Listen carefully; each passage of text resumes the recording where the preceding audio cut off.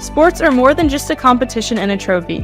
Sports are a portal for everyday people to pursue their wildest dreams on some of the world's largest stages. My name is Riley Sager, and I'll be taking you along with me as I hear from SBC and VSL alumni who pursued a career in the business of sports. In this series, I will sit down with guests to discuss strategies for entering the sports world and what you can do to differentiate yourself in the industry. From playing to coaching to broadcasting, the common denominator for any job in sports is the ability to push oneself to become a master at their craft while connecting with others who share that same passion to be great. Let's get into it. Welcome back to another episode of the SBC Audio Experience. I'm your host, Riley Sager, and today we will have an incredible guest joining us, Buddy Scott, Director of Salary Cap and Basketball Strategy for the Boston Celtics. Buddy's journey is a true testament to the opportunities that come from hard work, dedication, and experiences like the Vegas Summer League and Sports Business Classroom. As a proud SBC and VSL alum, Buddy has risen through the ranks to play a key role in one of the NBA's most storied franchises. From navigating the complexities of salary cap management to shaping roster strategies that keep the Celtics competitive, Buddy has built a career on understanding the numbers behind the game we love. Today, we'll dive into his career path, explore the ins and outs of NBA front office work, and hear his advice for aspiring sports professionals looking to break into the business of basketball. Let's get into it. Here's Buddy Scott.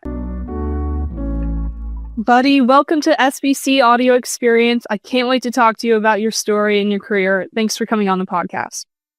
Thank you for having me. Now, you have quite the detailed resume working in the NBA, but I want to start with how you first got involved in sports. What did that look like, growing up? What role did sports play into your life? Yeah, I grew up in Hawaii where there's, no professional sports team. Sports is not as big as it is in other parts of the United States, but mainly grew up playing basketball and volleyball. And in seventh grade, I actually quit basketball, ironically enough, to focus on volleyball.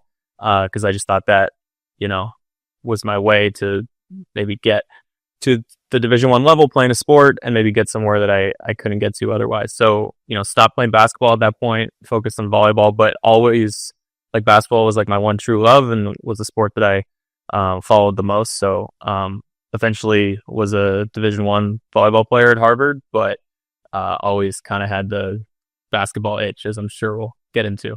Yeah, how did basketball stay with you? I mean, you're playing volleyball at an amazing school like Harvard. Were you focusing on basketball, still watching it, covering it? Definitely watching it. And I think, like a lot of kids, from a young age, I was, really wanted to work in sports and was maybe someone saying, oh, I want to be a GM one day from a young age. I didn't really know what that all entailed. And then when I got to school, I think I realized that, there are, jobs that are attainable right out of school if you work hard enough and kind of develop a skill set. So, my freshman year of college, I just became really interested in doing everything that I could to work in a front office. And it kind of all went from there. Yeah, tell us about that decision to do the sports business classroom and then VSL after. Yeah, I did. So I signed up for SBC when I was 19 years old. So I did it after my freshman year of college.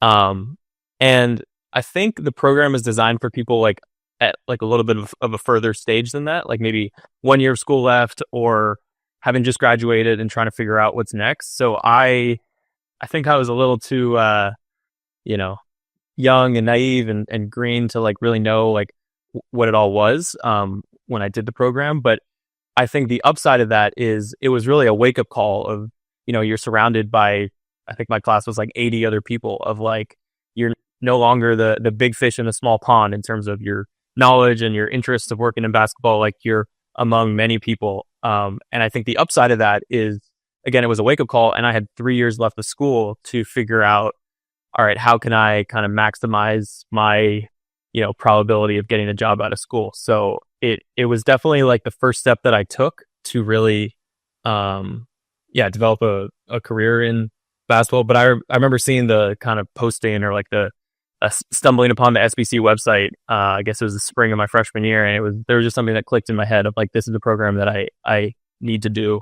And I'm very glad that I did it.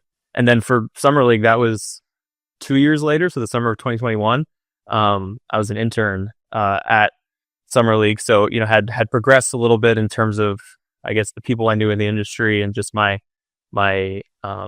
knowledge base of, I guess, the salary cap. But yeah, that was a great opportunity to work at Summer League, and again, to be around a lot of, other kind of eager, ambitious people trying to get into the space. And I guess one thing I'll say about both of those programs is like my biggest takeaway, which definitely wasn't what I was thinking about going into it, but is something that stays with me to this day, is just all like the friends and the people I know that all started, working long hours and in Thomas and Mack, and just being around the Vegas Summer League environment.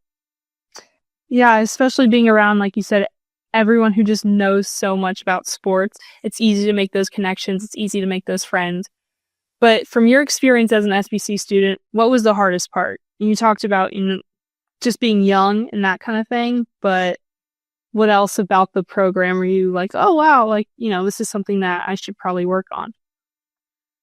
Yeah, I think it just goes back to like, I was probably the least experienced person there. I probably was not the smartest person there either. So I think it's just like, again, like a wake up call of like being in an environment of like figuring out how you can gain an edge or like stand out among all these people. So I think, that was the hardest part. Is it was just like, wow, I have so far to go in this, but I think it really, lit a fire under me to really dive deeper into learning the salary cap and the CBA and a lot of the stuff that pertains to the job I have now.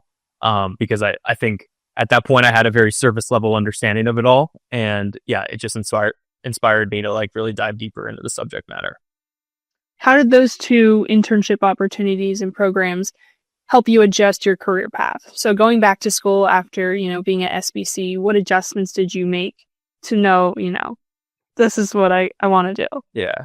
I think I was just more purposeful in my schooling, maybe at the detriment of the grades that I was getting in these classes, to try to frame every class, every project I had, every paper I had to write, anything like that into how can I make this about the NBA? And I definitely remember there were, people like professors commenting on like, if you just wrote on a normal subject matter, you probably would have got an A, but I'm giving you a B because I have no idea why you're writing about the NBA. Like it's very far fetched to like make this jump. But, I just like, for example, I took my junior year of college, I took a class like the economics of the coronavirus, and my classmates in the seminar were writing about like actual topics, like the actual like effect of COVID-19 on the American economy and all this stuff. And I was writing on like how the NBA bubble in 2020 like came together, like stuff that was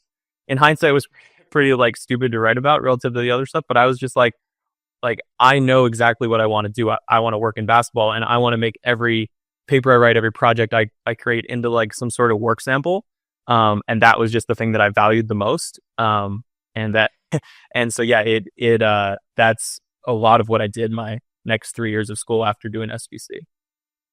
I think that's actually a good way to look at it, because there's a lot of students in college right now who maybe you have to take a bunch of gen eds and you're like, how is this going to apply? Especially if you know what you want to do. And I think there's always a way you can tie it back to your career. So I appreciate you telling that story, because heading into this school year, I had to take anthropology, and I was like, I want to take journalism. Like, this is anthropology and film. And then I was like, well, relations with people, telling a story through film, I think you can connect it to anything. Yeah, for sure. Okay, so college buddy, you were an SBC VSL. Tell me about actually breaking into the industry, getting that first internship with the Boston Celtics. What was that like for you? How did you handle it? Yeah, it was going into my last semester of school, so the spring of 2022. I think after I did SBC in 2019, everything was about getting a job like right out of undergrad. So I think in my head, I was thinking I'd graduate and then I'd start this job. But the way it came about was, as I mentioned earlier, I was going to Harvard, which is 10 minutes from the Celtics practice facility. And I got a call from a guy who's now my boss, who was basically like, we're in the middle of the season.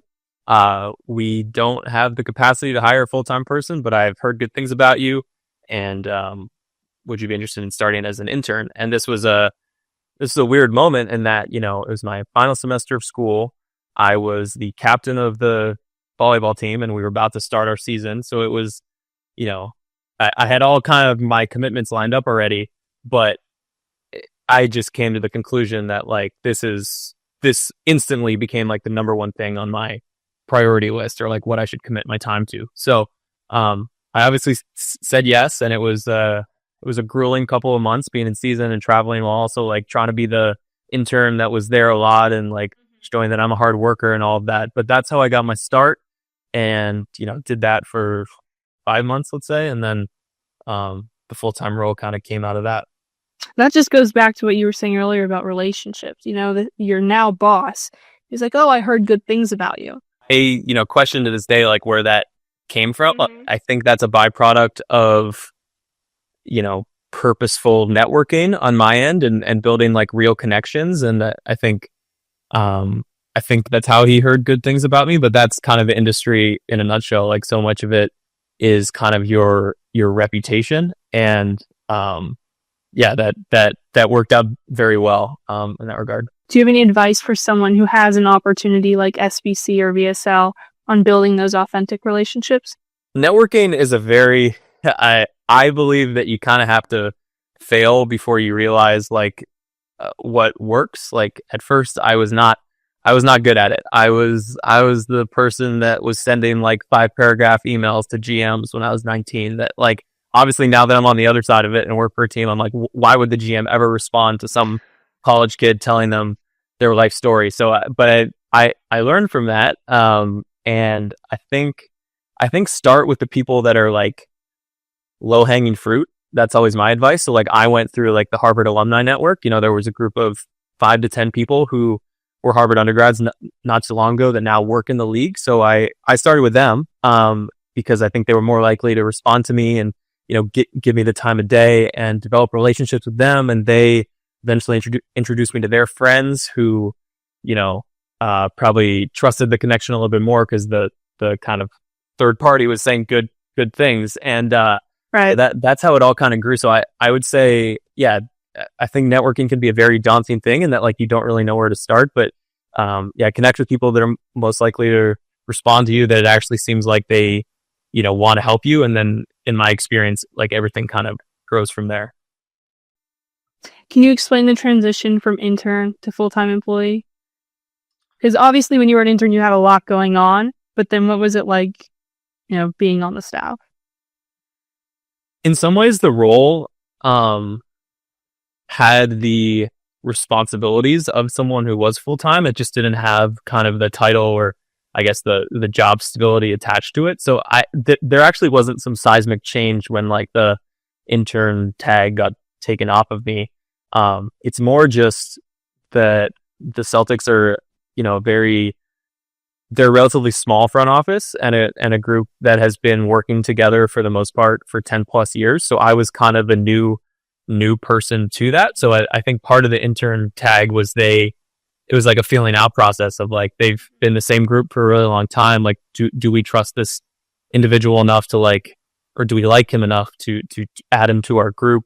So nothing really changed. It was more, it was more just they decided, we want to keep this guy on. But in some ways, the intern process was like a 5-month long extended interview. But I think it just the role kind of like naturally grows as people get to know you more and you just become more comfortable in it. But they're actually, and this surprises people, like wasn't that much of a change in the actual role from intern to when I first started out as an analyst.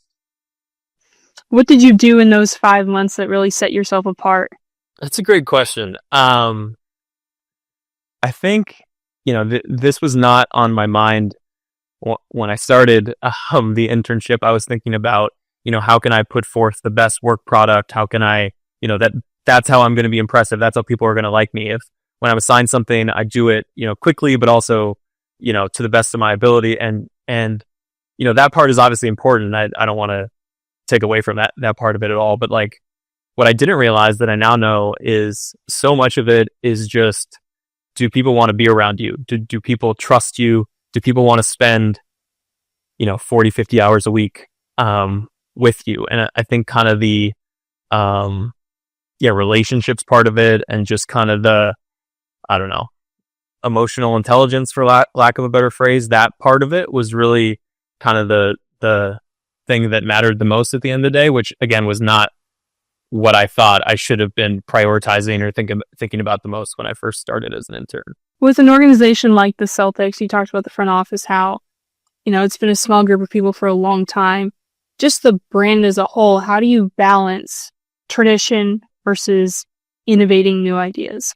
That's a great question, because I think tradition is in some ways like synonymous with the Celtics. Like, we've just been such a winning organization throughout, the whole history, like 18 championships. We've missed the playoffs once in the last, since 2007. Like, it's just been an organization, long before I got there, obviously, that's been, again, synonymous with winning. But I think the nature of the NBA is that it's quite cyclical. Like, it's meant for teams to be really good and then to kind of taper off. And then I think, that's a byproduct of like the teams that have poor records have higher percent chances of landing these draft picks, and hopefully those draft picks do well, and then they get better than a team like the Celtics. So I think the way that we've kind of achieved long-term success and haven't really had a down period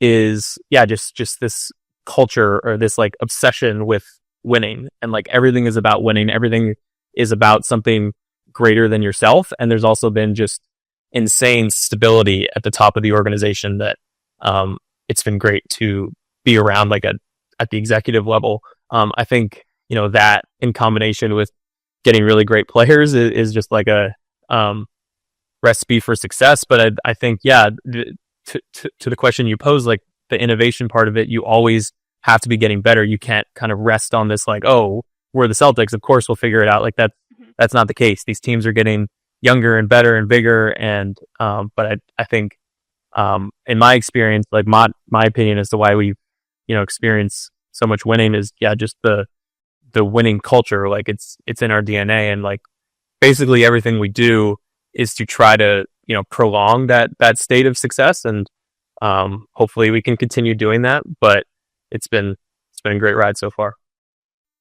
Yeah, a lot of players say it's hard to get to the top, but it's even harder to stay there. Mm-hmm, for sure. And yeah, I've heard a lot of our players saying that this year, of like, we've finally won, and now it in some ways becomes harder because the pressure is even more, and like we know that we can do it. So we'll see. In your current role, director of salary cap and basketball strategy, how do you view that role in terms of handling the pressure and staying at the top? Like you said, coming off past year's finals, what was that like for you? It was awesome to experience. I think from a front office perspective, it's a little bit strange when you win, and that like, right after we won, like obviously there's a day or two of celebration, but like the draft is a week later. Like we gotta make a draft pick. We can't just be celebrating and partying. So it was a lot of that, and signing. My job has a lot to do with player contracts and roster transaction and that sort of stuff. So immediately, kind of my focus, which had already been this way, but especially after we won, is like how can we keep this group together? So that's kind of what we work towards. And again, it was just like proof of concept that we could do it, but like it's always about, especially in my role, it's like a future facing role, and one that you're always thinking about, how can we be a sustainable team. What was the day-to-day routine like for you over the summer? Long hours. I would say, June and July for someone in my role is probably the time that I'm in the office the most. And it's just a lot of scenario planning, and it's a lot of meeting with our group internally, and Yeah, it was just long hours in the office, a lot of tracking things with our team, things with the other 29 teams, in terms of decisions that they are facing, constraints that they're operating under. And it's my kind of primary job responsibility to be the one like on top of all that stuff, and just understanding like the ramifications of any transaction that we, may consider doing. There's opportunity costs, there's downstream effects of all those things. So the role of like someone who working in the salary cap and roster strategy space is to understand the rules. That's the salary cap part of it. And the strategy part is like, all right, given the constraints and given the rules as we know them, like what is our prescription for like what should be the best path forward? So that's the strategy element of it.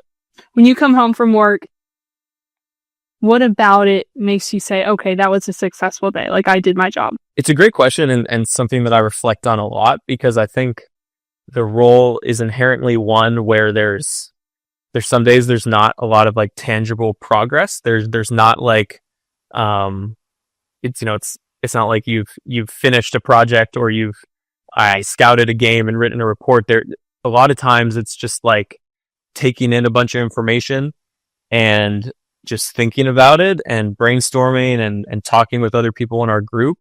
But I think you just have to take like a longer term view of it all and just think of like, maybe one day I haven't made a lot of tangible progress, but over the course of a week or a month, like there's just a feeling that like we're getting closer to like making decisions about our roster, getting more educated about everything that comes with it. But it is something that I think a lot of people in this type of role kind of struggle with, and that there's not a lot of like things that you're really like checking off or stuff that like, all right, I finished this, now I can move on to the next thing. It's like a 365 day project of trying to strategize about the roster, I guess. Yeah. So what are your strategies for handling that? For obviously you want to have the big picture in mind, but you don't want to miss out on the details. That's what fulfills the picture. So how do you balance that? In some ways, that's the hardest part of the job, and something that, I'm very fortunate to work with other people in our front office that also have experience in this domain, that have been doing it for a lot longer than them. So in a lot of ways, I lean on their expertise of just like, I think there's a struggle, especially for, kind of younger, newer people in our front office to like even understand like what the bigger picture is. And just because a lot of strategy is just like a way of thinking about, short term and long term kind of goals and how to define success. So yeah, it's a difficult thing, and it's just, I think every team is optimizing for something different. There are some teams that are optimizing for, having the highest championship probability 3 to 5 years from now. And there's other teams, that are just trying to, do everything that it takes to win this year. So I think it's just understanding and being honest with yourself about like where your team is and like the, time cycle of contention. And I think that's something that we, debate both about ourselves and about other teams all the time. You've been working in salary cap and strategy for a few years now. What do you think is the biggest difference from when you first got started in the industry to now? And where do you think, let's say 5 years from now, what it's going to look like? I think the biggest difference is that there's been a new CBA that's been agreed to and ratified. Like this, when I got hired, we were still operating under the constraints and the rules of the 2017 CBA, and now we're on the next one. So I think, in the summer of 2023, we all had to learn this new set of rules, and the rules have been phased in over a multi-year period. And some of which are getting phased in this year, and the last of which the rules are getting phased in next year. So I think the biggest thing is both learning the new rules, but also like trying to develop some sort of understanding of like, given these new constraints, how should we proceed? How do we project other teams to proceed? So I think kind of the framework and like the knowledge base that I had when I, first got hired for this job is very helpful in, learning about the new CBA, but it's still like a new kind of challenge that all of the cap and strategy people around the league are having to, kind of go through together, but we also are like competitors among the 30 NBA teams. So you can only collaborate, so much in terms of, your knowledge base. So that's been the hardest part, I would say, from when I started and until now. And like I said, these rules we're still trying to figure out, what the best path forward is based on them. Yeah, with so many adjustments, you don't really have room for trial and error. Like you're trying to figure out what's going on, but in your role, you can't just be like, oh, if this doesn't work out, like we'll try. No, it doesn't really work like that, So what's the process like for you and your team in the decision making and like, okay, yes, this is new for us, but this is the best we have? I think it goes back to this concept of like, we can define my title or my job responsibility however you want, but like the number one thing is like advising Brad, our like head decision maker, on the best path forward. I think that's a lot of our, the various people I work with. It's all of our like primary job function, and we do that in different ways. We have people who work in analytics, they're building models. We have, scouts that are going to see games. My role is more about the contracts that players have and about, trades and how that all works. So that's kind of the number one thing that, is in our minds. How can we positively impact the decision making of our kind of person in charge, and that's kind of what we come to work every day trying to do, and that's certainly what I'm trying to do. What has surprised you most about being with the Celtics? I mean, growing up watching basketball, I'm sure you had expectations of certain teams, but being with this organization, what has surprised you most? I think, especially when you're trying to work in a front office, you get really, fixated on just the people that work in the front office. And like when I was getting hired by the Celtics, like the only people I could think of were, Brad Stevens and Mike Zarin, my boss. Like those are the people that I have looked up to for a really long time. And you kind of, at least I lost sight, or I underrated how awesome like all the other people in our building are that I don't, that aren't necessarily in the front office, but like our coaching staff, our medical staff, our strength coaches, our the people that work in the kitchen, the people that work in security, the people that work in equipment. Like there's all these things that, I maybe overlooked just because it wasn't what I was pursuing or what I wanted to do, but they are such an integral kind of component of winning, or at least of like the culture of the Boston Celtics. And that's been maybe my biggest takeaway, and that like everyone that I work with, that I work with both directly, but also just like that works in the building, is like such a star in their role. And that's been like really awesome to see and to learn from in these last couple of years. You've moved from intern to analyst, manager, director. You said the title isn't really, that's not the important thing. It's your role and what you're actually doing with your team. What would you say to young people out there who are either in sports or trying to break into it about, starting where you need to, but then eventually getting into the role that you dreamed of? Yeah, I was very fortunate that I, the kind of my dream job, or like the role that I was going for, was more or less the role that I was able to get straight out of undergrad. But I think the way to maybe increase your chances of getting to maybe where you currently are to what you aspire to go to is just to specialize as much as possible. Like it's kind of a hot button issue, like how much to be a generalist versus how much to be a specialist. At least when my experience has taught me, is like the specialists are the ones that get the jobs in that special role. And once you kind of prove that you are a specialist, or I guess another way to say this is like, really good at one specific niche area, then I think you can maybe become a little bit more of a generalist once you've showed kind of mastery or pretty close to it of some sort of subject matter. So yeah, I would say to try to specialize as much as you possibly can in what you actually want to be doing. And then, something that I, tried to do throughout college that, in my opinion, is very helpful is to kind of do the job before you have the job, which in some cases is like easier than in others. Like I think it was easy in my case in that, like, a lot of this information is public as to like who's on which team, how much money did they make, trade signings are announced publicly or at least like tweeted out. So throughout college, like I, just had this huge spreadsheet with 30 tabs for each team, and I was tracking every transaction that they made and was kind of spending hours a day understanding all of the ramifications of all these different moves. And funnily enough, like that's the job I have to this day. And now I just get paid to do it. But I think one of the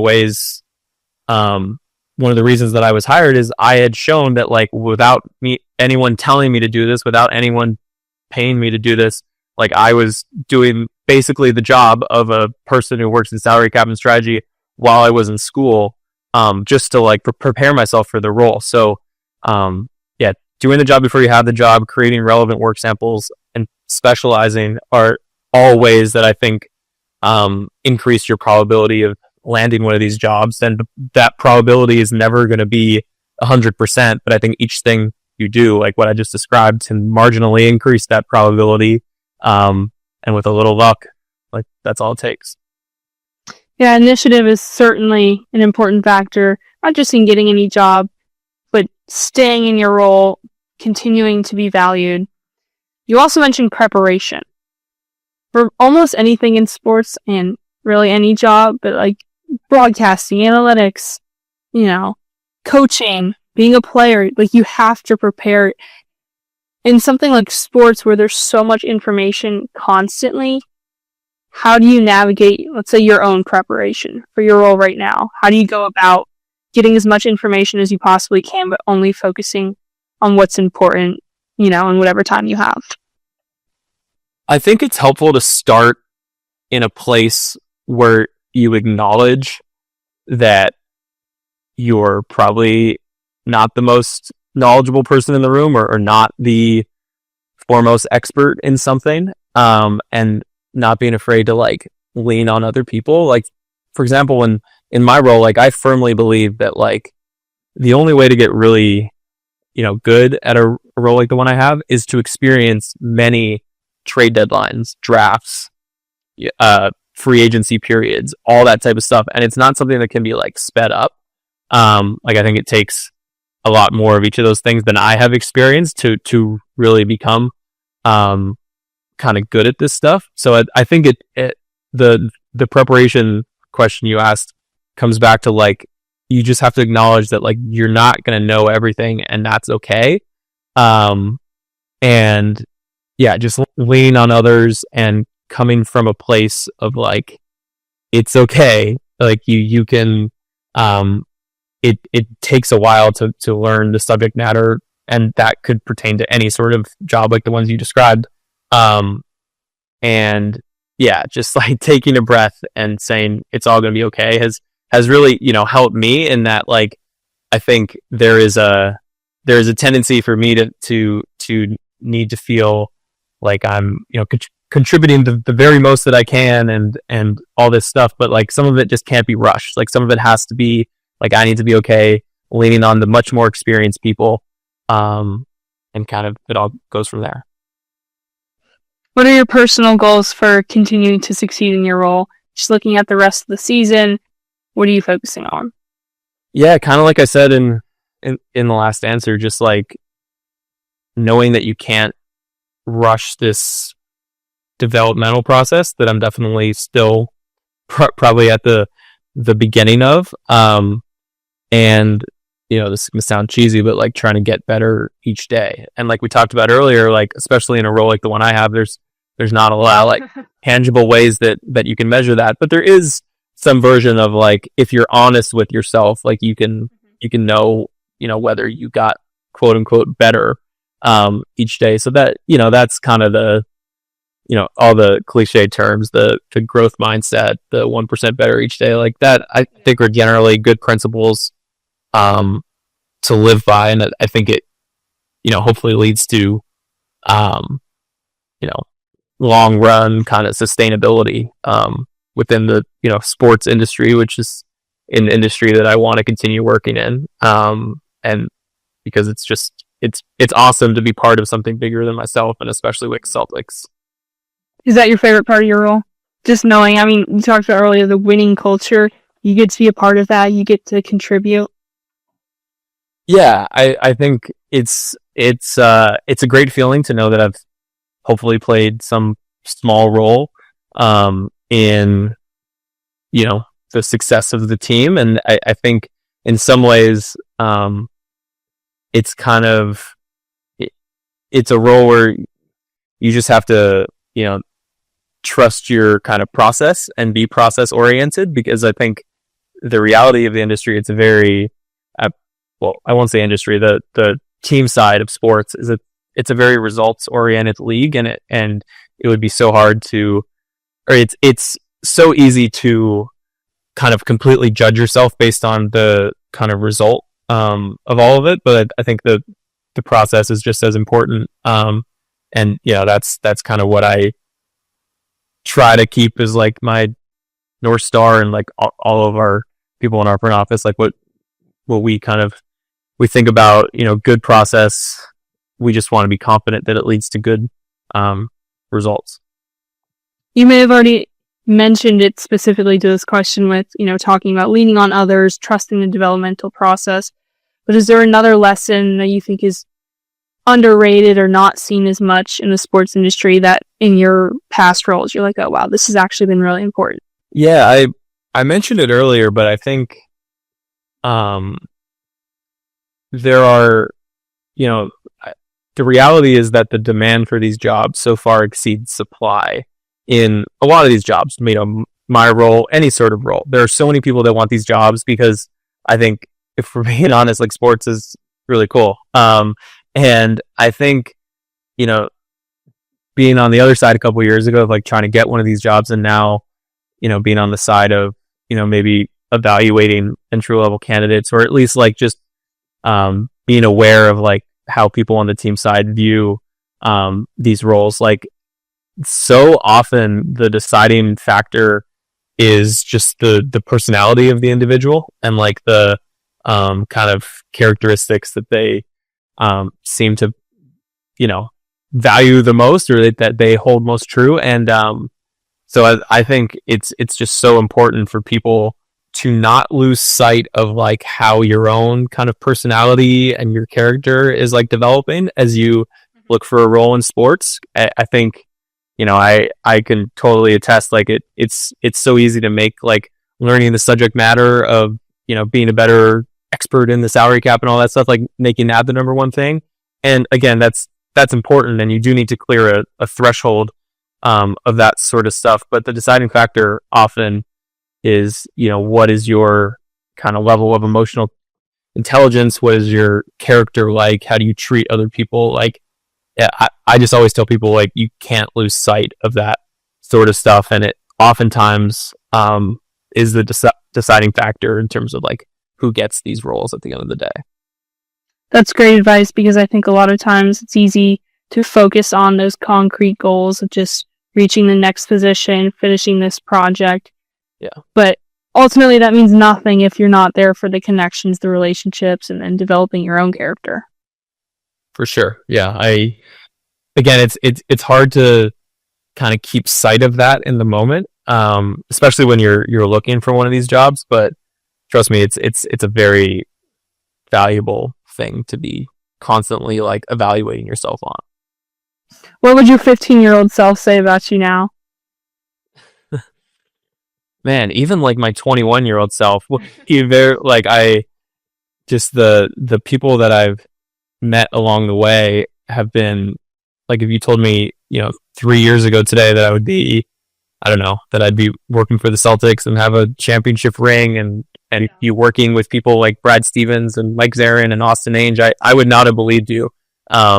It's been great just like work with so many talented people. And I think the coolest part about working what I would call like my dream job is that doesn't feel like a job. Like it doesn't feel like, oh my gosh, I got to wake up and go to work today. Like this is how I want to be spending my days, which is just such a great feeling. And yeah, just trying to get better at the role every single day. But 15-year-old self would think that having a championship ring and knowing and that Brad Stevens knows my name would be the coolest thing ever.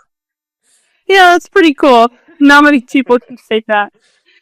Well, congratulations on everything you've accomplished, continue to accomplish, and everything in the future. You know, from SBC to VSL and all your positions with the Celtics, you're really making a name for yourself. So congratulations on all that. And thank you for sharing your story, your intro into sports, and all the wonderful advice you gave for our listeners. Thanks for having me. Yeah, this has been great. Thank you so much. Thanks, buddy. Thank you for tuning in to our VSL Talent Alumni series featuring VSL and SBC alum, Buddy Scott. We hope you enjoyed learning about his journey into the sports industry and gained valuable insights into basketball strategy and salary cap. Like, subscribe, and leave a review on social media and tag us on your Instagram story at Sports Business Classroom. This episode is also brought to you by Hall Pass Media, a full-service marketing agency that specializes in brand consulting, event management, digital marketing, and creative design. For more information on Hall Pass Media, go to hallpassnetwork.com. See you next time.